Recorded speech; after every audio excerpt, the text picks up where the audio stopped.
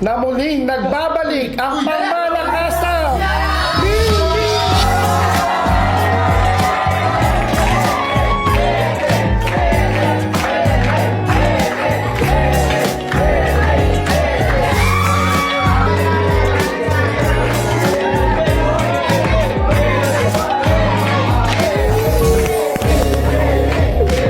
Hindi siya ganun magalala. Lahat ng memories natin, nandito pa rin sa dito.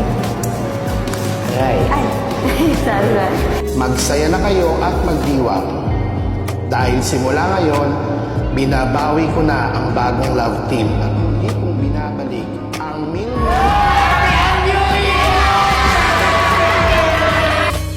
At dahil dyan, gusto kong malaman ninyo na ibinabalik ko na pangmalakasang Milmi sa 2025.